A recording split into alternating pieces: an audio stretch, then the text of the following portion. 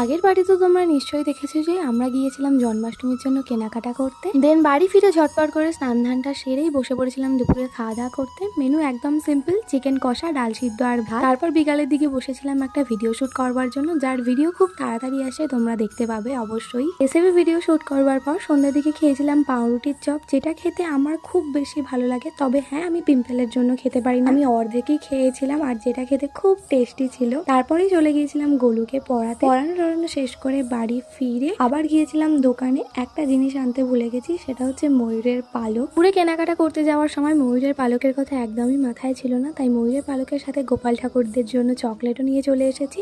বাড়ি ফিরে রাতে খেয়েছিলাম পরোটা, তার সাথে চিকেন কষা। পরোটার রেসিপিটা খুব তাড়াতাড়ি আমার চ্যানেলে আপলোড হবে। যারা যারা এই পর্যন্ত ভিডিওটা দেখলে প্লিজ একটু লাইক, কমেন্ট এন্ড শেয়ার করে দিও। আর যারা ইনস্টাগ্রাম বা ফেসবুক থেকে দেখবে প্লিজ ফলো করে দিও। আজকের ভিডিওটা এইটুকুই রাখলাম, দেখা হচ্ছে আবার কাল। টাটা।